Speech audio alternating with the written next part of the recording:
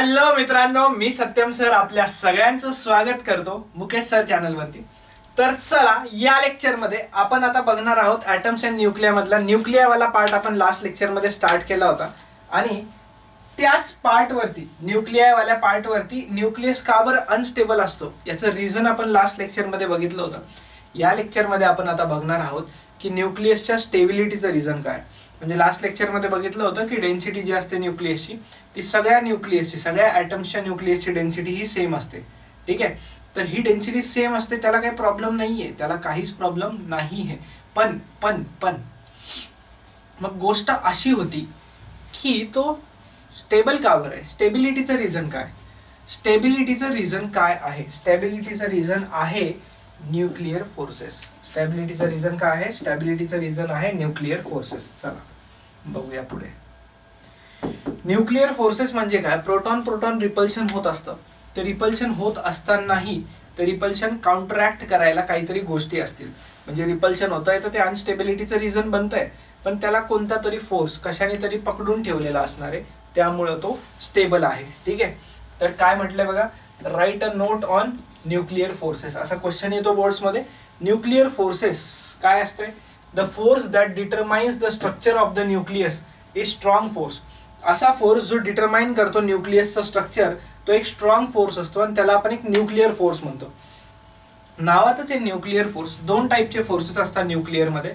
एक असतं strong nuclear force आणि एक असतं वीक न्यूक्लिअर फोर्स. ठीक आहे, आता जो स्ट्रॉंग न्यूक्लिअर फोर्सचा आहे ना, स्ट्रॉंग न्यूक्लिअर फोर्सेसच न्यूक्लियसला स्टेबल करतं. काय करतंय? स्टेबल करतंय.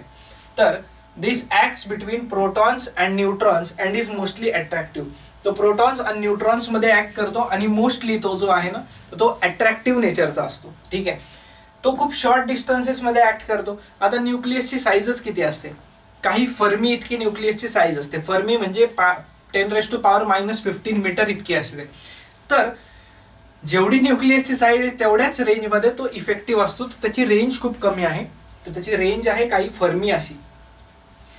It's range is very small and its strength goes to 0 when two nucleons are at a distance larger than fermi. फर्मीपेक्षा डिस्टन्स थोडंसंही जास्त झालं तर लगेच तो इनॅक्टिव्ह होऊन जातो, तो ॲक्टच करत नाही. ठीक आहे, नेक्स्ट न्यूक्लिअर फोर्सेसमध्ये protons in the nucleus repel one another due to their similar charges. The nuclear forces between the nucleons counter the forces of electrostatic repulsion. म्हणजे जे रिपल्शन होत आहे ना त्याला बॅलन्स करतो. मला सांगा, त्याला बॅलन्स करतोय तर हा फोर्स कसा असला पाहिजे? त्याला बॅलन्स करतोय तर हा फोर्स तुमचा कसा असला पाहिजे? हा फोर्स तुमचा असला पाहिजे अट्रॅक्टिव्ह. तो रिपल्सिव्ह आहे ना, तर याला अट्रॅक्टिव्ह राहावं लागेल त्यांना सोबत ठेवायला. काय राहावं लागेल? अट्रॅक्टिव्ह राहावं लागेल त्यांना सोबत ठेवायला. As a nuclear force is much stronger than electrostatic force, the electrostatic force for the distances between the nucleons in a typical nucleus, it overcomes the repulsive forces and keeps the nucleons together. Overcome करतो repulsive forces ला आणि nucleons ला सोबत ठेवतो. ठीक आहे, next आहे properties of nuclear forces. Next काय आहे? Properties of nuclear forces. याचे प्रॉपर्टी स्ट्रॉंगेस्ट फोर्स आहे सगळ्या सब ॲटॉमिक पार्टिकल्स मधला. सगळ्या सब ॲटॉमिक पार्टिकल्स मधला स्ट्रॉंगेस्ट फोर्स आहे. याची strength about 50 to 60 times larger आहे इलेक्ट्रोस्टॅटिक फोर्सपेक्षा. म्हणजे विचार करू शकता इलेक्ट्रोस्टॅटिक फोर्सपेक्षा हा किती जास्त स्ट्रॉंग आहे. याची तुम्हाला आयडिया लागत असेल, काय होत असेल याची तुम्हाला आयडिया लागत असेल. ठीक आहे, next, unlike electromagnetic and gravitational forces which act over the largest distance, range infinity असते. इलेक्ट्रोमॅग्नेटिक फोर्सेसची रेंज कशी असते? इन्फिनिटी. पण याची रेंज इन्फिनिटी नसते. न्यूक्लिअर फोर्सेस हे इंडिपेंडंट ऑफ चार्ज आहे. विचारला जातं कधी कधी प्रॉपर्टीज मध्ये लिहावं लागतं की न्यूक्लिअर फोर्सेस जे आहेत ते इंडिपेंडंट आहेत चार्जचे, म्हणजे ते चार्ज वरती डिपेंड करत नाही. ठीक आहे, नेक्स्ट, आता इम्पॉर्टंट कॉन्सेप्ट येते एक nuclear binding energy. Nuclear binding एनर्जीवर जाण्याआधी मी तुम्हाला एक कॉन्सेप्ट सांगायचा आहे, तो म्हणजे आहे मास डिफेक्ट. आता असतो काय ते सांगतो.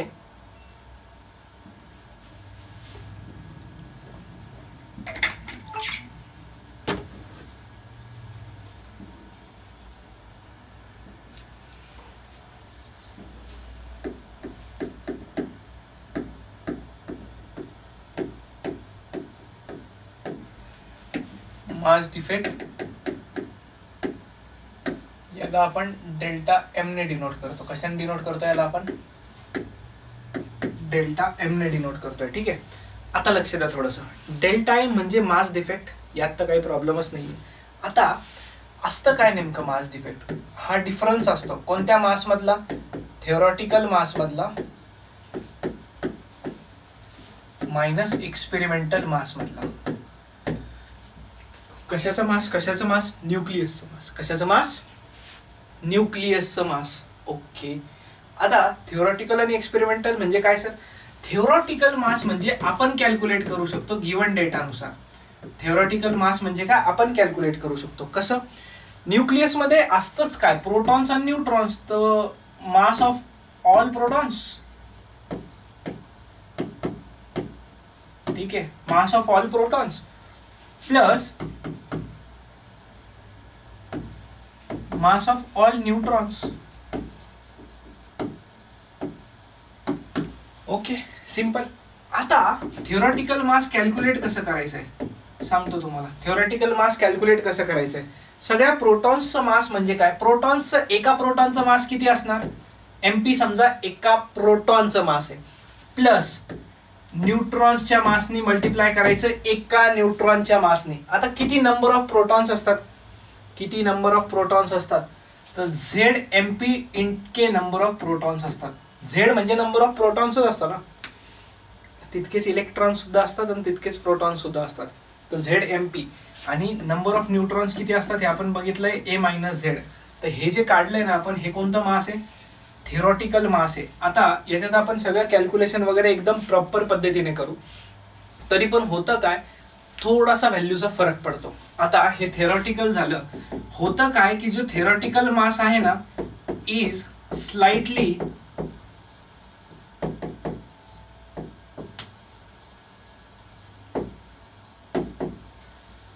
theoretical mass is slightly greater than experimental mass.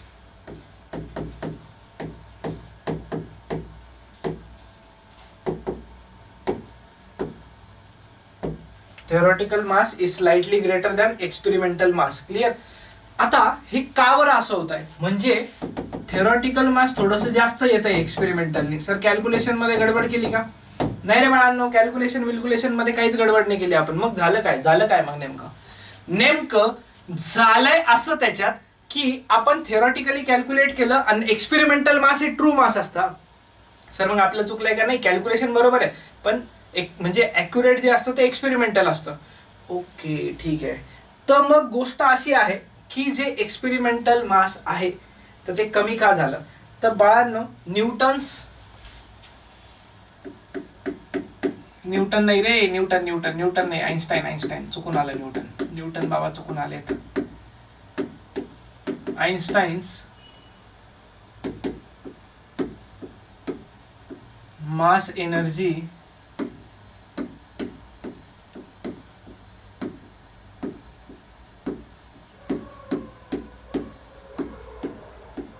Equivalence relation. Einstein's mass energy equivalence relation असं आहे. ठीक आहे, असं आहे. आता Einstein's mass energy equivalence relation हे सगळ्यांना माहिती आहे, E is equals to mc². तर याला आपण फॉर्म्युला म्हणून न बघता एक रिलेशन म्हणून बघूया. का बरं असं का बरं?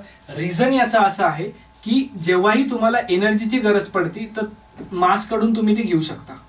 जर कधी एनर्जीची गरज पडली तर तुम्ही ते मास कडनं घेऊ शकतात, आणि जर कधी तुम्हाला मासची गरज पडली तर तुम्ही एनर्जी कडनं घेऊ शकता.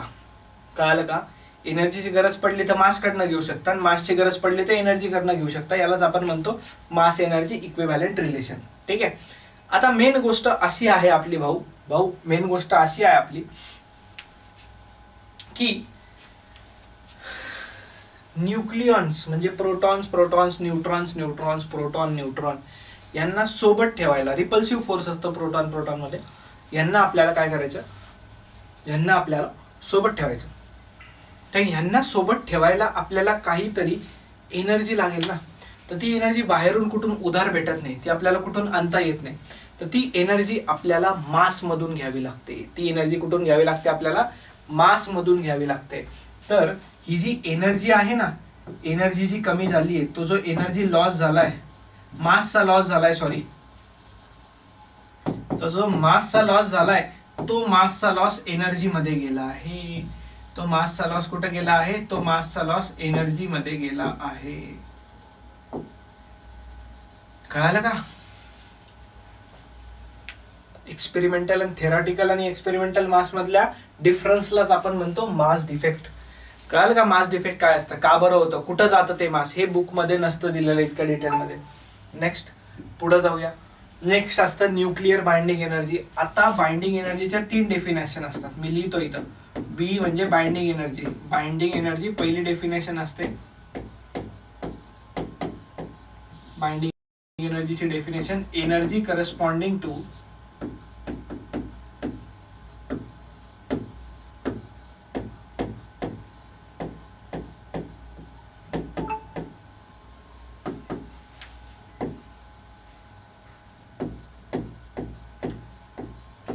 Energy corresponding to mass defect. काय म्हणतो आपण याला? Energy corresponding to mass defect म्हणतो आपण याला. ठीक आहे, जस्ट एक second.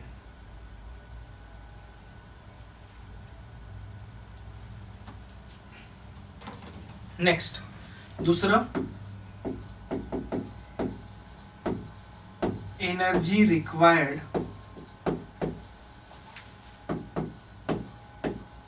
To put all the nucleons together.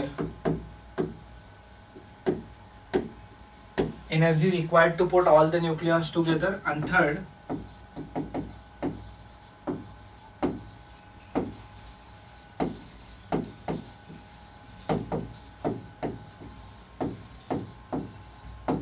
energy required to separate all the nucleons.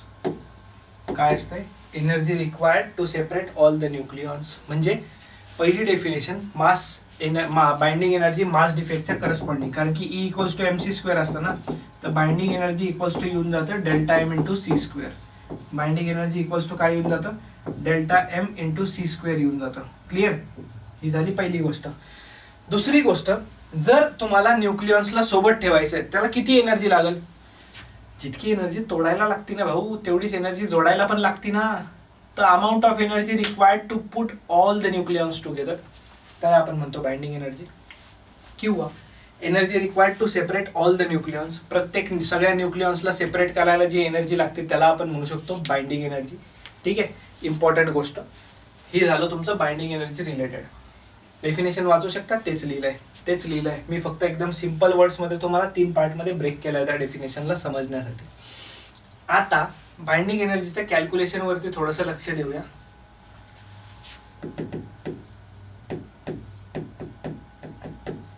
Delta m into c² असतं ना, तर मला सांगा c ची व्हॅल्यू फिक्स आहे ना रे?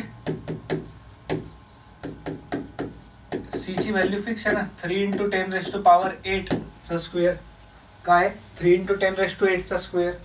आता ही जी एनर्जी येईल, जर हे समजा तुम्ही केजी मध्ये पुट करताय, तर ही एनर्जी तुमची कशात येणार? जूल मध्ये येणार.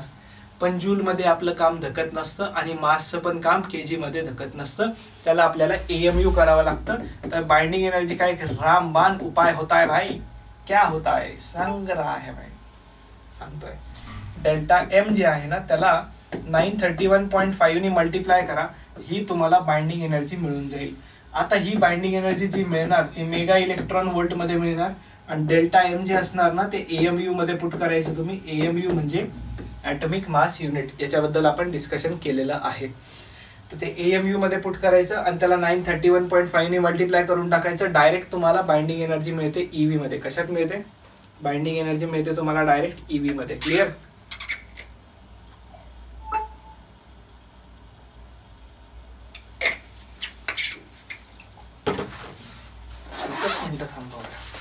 मला वाटतं की फोन वाजायला यार, टॅब वाजतोय घडी घडी, डिस्टर्ब व्हायला लागलंय.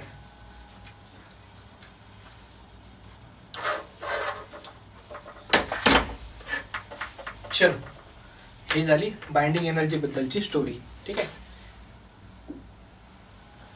नेक्स्ट असते बाळांनो बाइंडिंग एनर्जी पर न्यूक्लियॉन. आता बाइंडिंग एनर्जी पर न्यूक्लियॉन म्हणजे काय असतं बघा. ए म्हणजे न्यूक्लियन ना, ए म्हणजे काय, मास नंबर. आणि मास नंबर मध्ये काय काय असतं, मास नंबर मध्ये प्रोटॉन्स पण असतात आणि न्यूट्रॉन्स पण असतात, बरोबर आहे. तर आता कोणता न्यूक्लियस जास्त स्टेबल किंवा कोणता न्यूक्लियस अनस्टेबल, तर हे कशावरनं ठरतं, हे ठरत असतं बाइंडिंग एनर्जी पर न्यूक्लियनवरनं. कशावरनं, बाइंडिंग एनर्जी पर न्यूक्लियनवरनं ही गोष्ट ठरत असते. कळालं का? ओके. तर ज्या न्यूक्लियसचा बाइंडिंग एनर्जी पर न्यूक्लियन जास्त, तो न्यूक्लियसची स्टेबिलिटी सुद्धा जास्त, त्या न्यूक्लियसची स्टेबिलिटी सुद्धा जास्त. क्लिअर का? बाइंडिंग एनर्जी पर न्यूक्लियन जास्त, तर त्या न्यूक्लियसची स्टेबिलिटी सुद्धा जास्त असते. कळालं का? आता हा ग्राफ असतो, या ग्राफ मध्ये काय होतं, हा ग्राफ असाच्या असंच लक्षात ठेवावा लागतो, याच्यात काहीच लॉजिक नाही, काही नाही. लॉजिक म्हणजे प्रत्येक एलिमेंटच्या बाइंडिंग एनर्जी पर न्यूक्लियनच्या व्हॅल्यू घेतल्या आणि त्या व्हॅल्यूला binding energy per nucleon versus mass number याला प्लॉट केलं, ते एक असा काहीसा ग्राफ मिळाला. असा काहीसा ग्राफ मिळाला. आता helium, carbon, oxygen, sulphur, ion, या सगळे जे एलिमेंट आहेत ना, या सगळ्या एलिमेंट मध्ये काहीतरी ग्राफ मध्ये स्पाइक दिसतोय आपल्याला. काय दिसतोय? स्पाइक दिसतोय. तर हा स्पाइक म्हणजे काय? स्पाइक यासाठी आलाय की हेलियमचा जो न्यूक्लियस आहे तो त्याच्या आधीच्या हायड्रोजन आणि नंतरच्या लिथियम पेक्षा जास्त स्टेबल आहे, कारण की त्याची बाइंडिंग एनर्जी पर न्यूक्लियन जास्त आहे. हे तेच स्पाइक दाखवत आहे फक्त. जसं की कार्बन वरती स्पाइक आले, कार्बनवर स्पाइक आला म्हणजे कार्बनच्या आधीच्या एलिमेंट पेक्षा आणि नंतरच्या एलिमेंट पेक्षा कार्बनचा न्यूक्लियस जास्त स्टेबल आहे. ऑक्सिजनवर स्पाइक आला, याचा अर्थ काय? ऑक्सिजनवर स्पाइक याचा अर्थ ऑक्सिजनच्या आधीचा आणि ऑक्सिजनच्या नंतरचा जो एलिमेंट आहे, या दोन्ही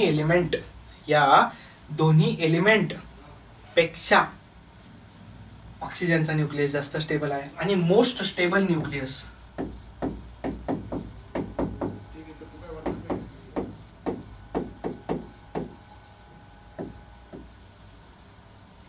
मोस्ट स्टेबल न्यूक्लियस हा जो असतो तो असतो आयनचा. का बरं आयनचा? कारण की याची बाइंडिंग एनर्जी पर न्यूक्लियन जी आहे ना, ती बाइंडिंग एनर्जी पर न्यूक्लियनची व्हॅल्यू मॅक्सिमम आहे आणि ती मॅक्स व्हॅल्यू किती आहे ते लिहून देतो तुम्हाला, लक्षात ठेवा. 8.8 मेगा इलेक्ट्रॉन व्होल्ट. किती असते? 8.8 मेगा इलेक्ट्रॉन व्होल्ट असते. क्लिअर आहे इथपर्यंत?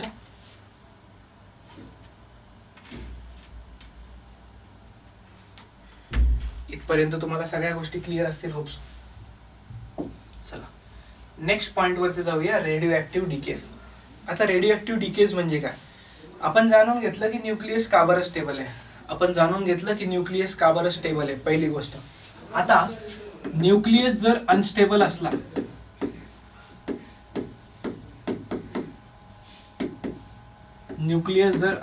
असला, तर तो काय करतो हे आपल्याला बघायचं आहे.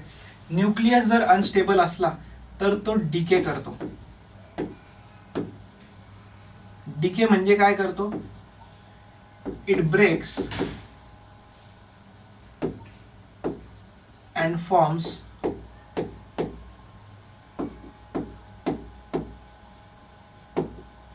Daughter nuclei. It breaks and forms a daughter nuclei म्हणजे तो ब्रेक करतो स्वतःला आणि एक डॉटर न्यूक्लिया बनवतो.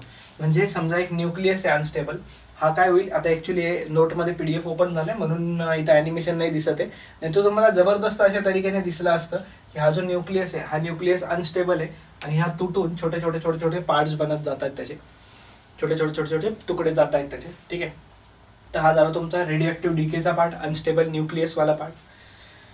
ठीक आहे. आता या डीके मध्ये काय काय असतं? डीके मध्ये टाईप असतात बाळांनो, ते टाईप आपण नेक्स्ट लेक्चरला घेऊया, पण आता बघून घेऊया. The nuclear phenomena in which un unstable nucleus undergoes DK.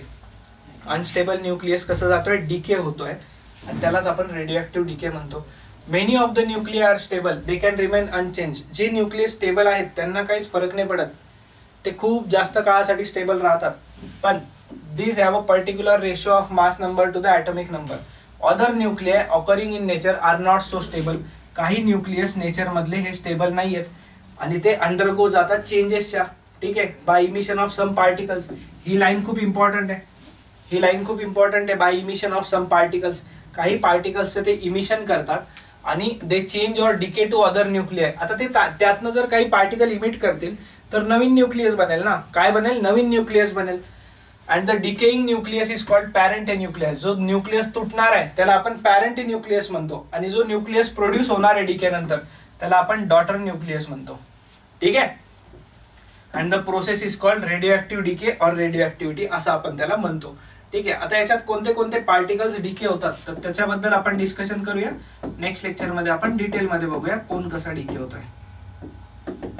तर सगळ्यात आधी एक होतो अल्फा डिके, दुसरा होतो बीटा डिके आणि तिसरा होतोय gamma decay. Alpha decay, beta decay आणि गामा डिके. एक अजून डिकेचा टाइप असतो के कॅप्चर, तो तुमच्या सिलेबस मध्ये नाहीये पण तरी त्याचं थोडंसं इंट्रोडक्शन देऊन टाकेल. ऍक्च्युली बीटा डिके जे आहे ना त्या बीटा डिके मध्ये दोन डिके होतात. एक बीटा मायनस डिके होतो आणि एक बीटा प्लस डिके होतो. असे दोन टाइपचे डिके बीटा मध्ये होतात. आता याच्यात बीटा डिके मध्ये अल्फा डिके मध्ये अल्फा पार्टिकल काय होतो? इमिट होतो याच्यात. बीटा निगेटिव्ह डिके मध्ये इलेक्ट्रॉन इमिट होतो. बीटा प्लस डिके मध्ये पॉझिट्रॉन इमिट होतो. आता इलेक्ट्रॉन पॉझिट्रॉन काय असतं हे सगळं सांगणार आहे तुम्हाला. आणि गामा डिके मध्ये रेडिएशन्स इमिट होतात. याच्यात कोणता पार्टिकल इमिट होत नाही तर याच्यात रेडिएशन्स इमिट होतात वेगवेगळ्या टाइपचे. ठीक आहे.